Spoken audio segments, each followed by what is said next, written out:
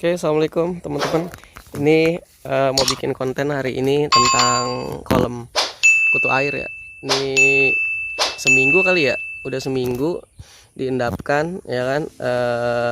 Dalam waktu seminggu itu, ini pakai air biasa ya. Ini pakai air biasa ya kan. Ini apa namanya?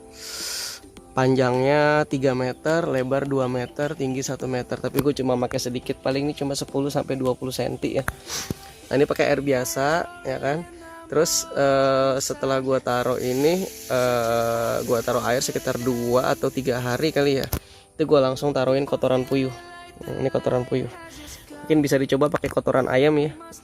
Ya, kalau macam-macam sih, ada yang berpendapat katanya pakai kotoran ayam juga bisa ya kan. Intinya sih itu jadi pakan buat si kutu air ya. Nah, terus gue taruhin starter ya. Sebenarnya juga udah ada starternya. Waktu hari pertama itu gue taruhin air cacing ya. Gue pokoknya ini campur aduk nih apa aja. Gue kasih pupuk juga. Ini gue kasih gromor ya. Karena gue berharap si kutu air ini makanannya banyak gitu. Kan makanan kutu air itu, kutu air kan kelompok serangga ya. Sorry, bukan kelompok serangga. Kutu air tuh kelompok krustase ya, kelompok saudaranya udang-udangan lah. Saudaranya udang-udangan, dan makanan dari si kutu air ini kan bisa fitoplankton ya kan. Karena kutu air itu kan termasuk ke zooplankton ya. Plankton kelompok hewan ya. Dan makanan dia bisa dari fitoplankton. Nah, ini kan hijau-hijau ini sebenarnya udah ada fitoplanktonnya nih. Ini bukan lumut ya teman-teman ya. Ini kan kelompok fitoplankton sebenarnya. Karena sebenarnya gue kasih starter chlorella ya. Cuma kayaknya chlorella sulit untuk hidup di sini karena terlalu besar mungkin ya. Kalau chlorella bisa hidup ya luar biasa ya. Jadi gue juga sempat kasih tambahan beberapa pupuk ya. Gue kasih gromor sama poknasa ya. Gue kasih gromor, gue kasih poknasa. Terus ini juga gue kasih tambahan pupuk. Ke dalam sini gue kasih tambahan pupuk NPK ya. Pupuk NPK ya kan. Dan mungkin beberapa hari lagi juga gue akan tambahin pupuk lagi. Intinya gue pengen alga bisa hidup di sini. Tapi alganya belum terlalu banyak yang hidup di sini. Ya, jadi kayaknya pakan sementara buat si kutu air itu adalah dari hasil ini ya, mungkin dari mikroorganisme yang ada di sekitar kotoran puyuh ini kayaknya gitu.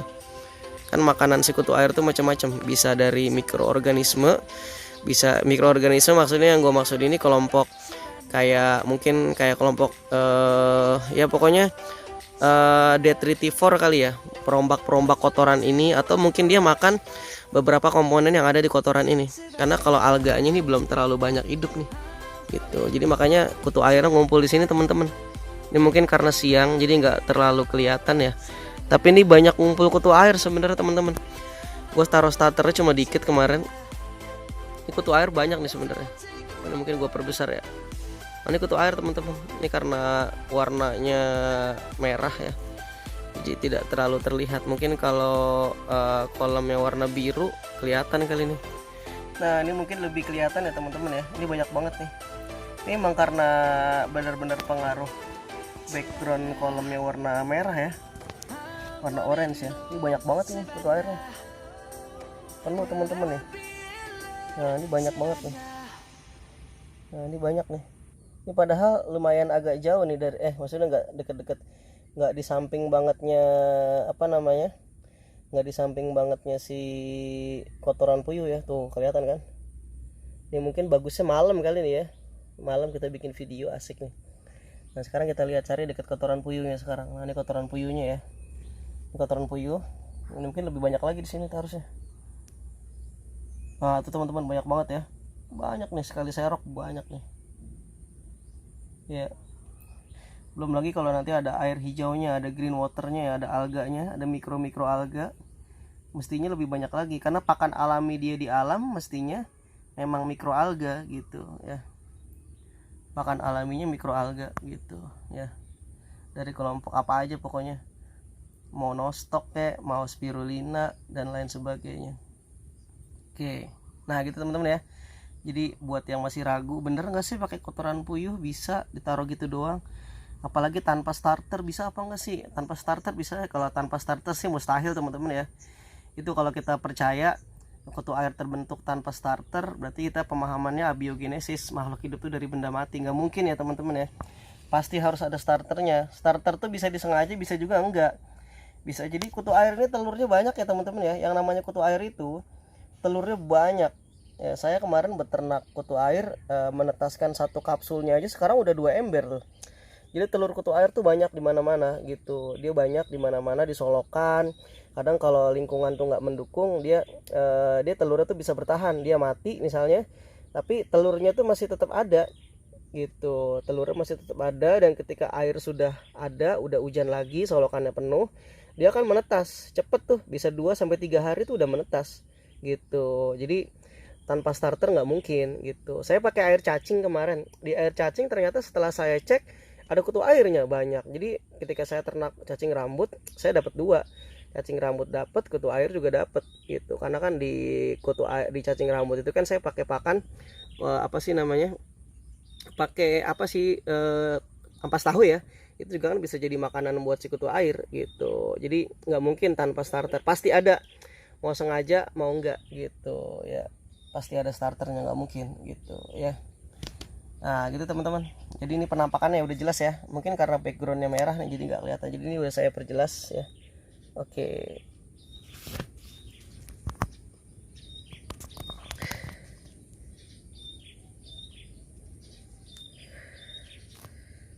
Lalu kita coba, nanti kita serok ya.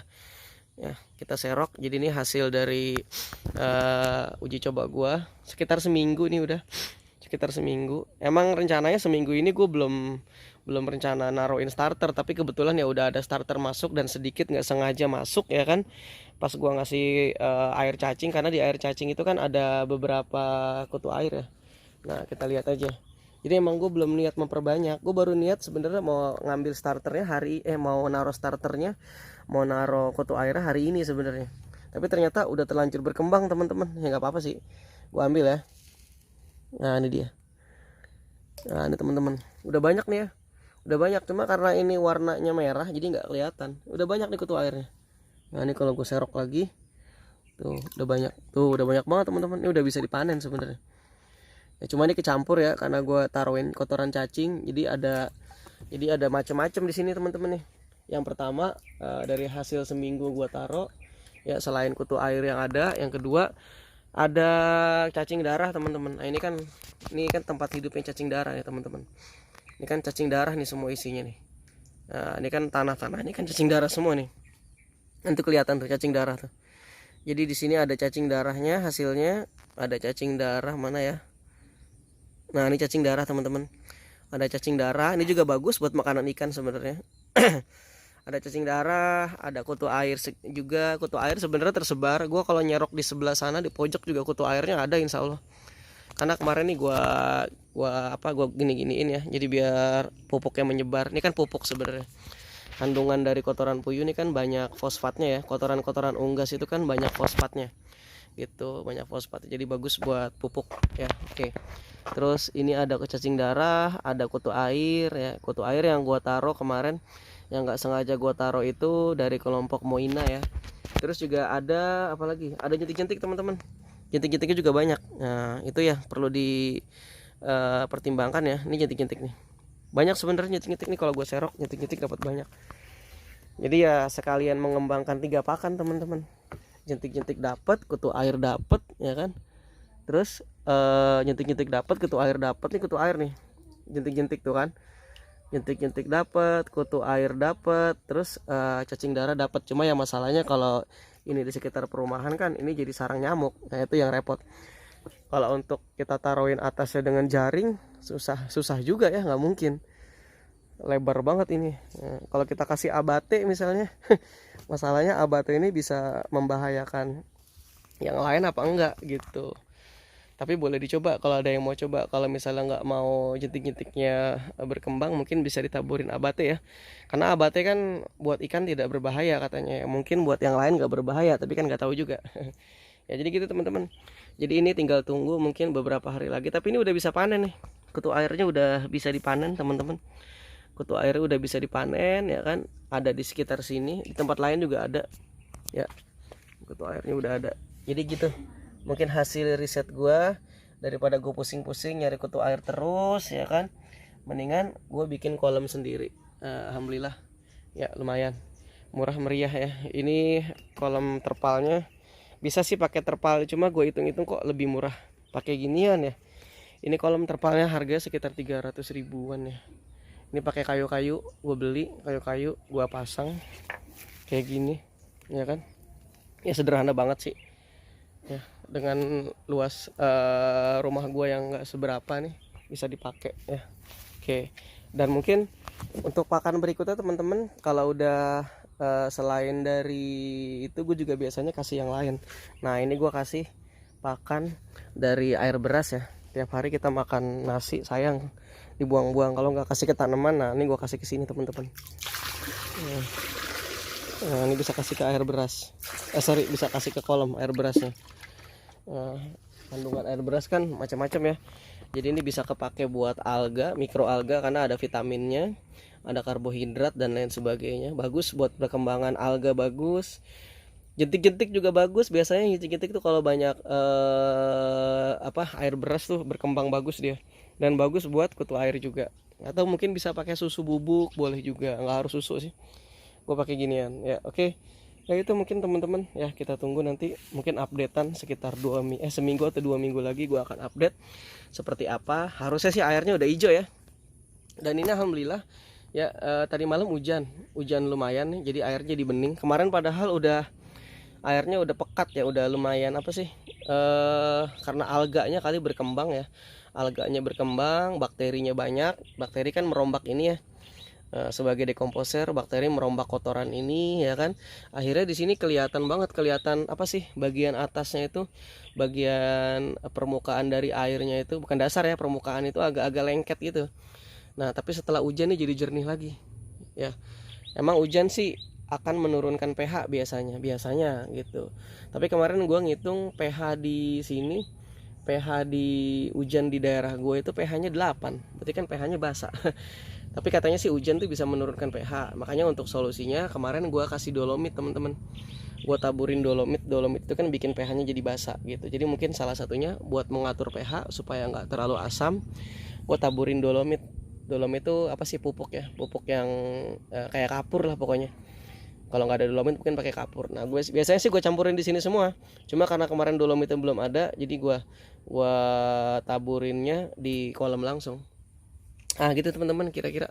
Jadi buat yang ternak ikan mungkin kolam kutu air ini bisa jadi solusi gitu. Oke, semoga bermanfaat ya. Oke, gue simpulkan dulu deh ya biar lu nggak pada bingung. Gue simpulkan dulu, kalau gue bikin kolam ini, gue kasih air biasa ya kan, gue endapkan beberapa hari, terus gue kasih kotoran puyuh. Nah, kotoran puyuh, kalau nggak ada kotoran puyuh mungkin lu bisa ganti dengan kotoran ayam, karena kan sama-sama ada kandungan fosfatnya gitu. Makanannya juga mereka kan hampir sama gitu. Jadi taruh di sini kotoran puyuhnya. Kalau memang mau ditaburin langsung sebenarnya bisa. Beberapa orang yang gue tahu ya kan, itu pakai kotoran puyuh langsung ditaruh di sini. Cuma ya resikonya agak kotor gitu. Kecuali kalau lu rajin-rajin mau nguras nanti ya. Jadi kalau mau nggak kotor, lu bisa taruh di sini, di tempat, di wadah, lu lubang-lubangin. Nah nanti lu goyang-goyang aja kan, dia akan menyebar ke semua tempat. Kalau mau bersih, kalau gue kayak gini gitu ya. Ini udah kayak gini aja, ini masih ada yang keluar loh teman-teman. Apalagi kalau kita nggak pakai beginian. Nah udah gitu aja, tinggal tunggu teman-teman. Tunggu ya kan. Kalau airnya hijau menurut gue bagus, karena hijau itu kan jadi pakannya kutu air juga. Nah setelah itu baru lu taruhin starternya. Ambil aja dari solokan atau dari manapun bebas ya. Gitu kira-kira. Udah tinggal tunggu dan tinggal dipanen. Lu bisa panen banyak sekaligus ya, kutu air bisa, cacing darah bisa. Kalau ada starter cacing darah, biasanya cacing darah tuh cepet banget berkembangnya. Cacing darah, kalau cacing darah ada, kutu air ada, dan jentik-jentik nyamuk juga ada. Nah itu mungkin yang perlu dipikirkan adalah gimana caranya biar jentik-jentik ini tidak membahayakan lingkungan kita. Oke, mungkin itu kira-kira kesimpulan dari video gua. Terima kasih, semoga bermanfaat ya. Assalamualaikum warahmatullahi wabarakatuh.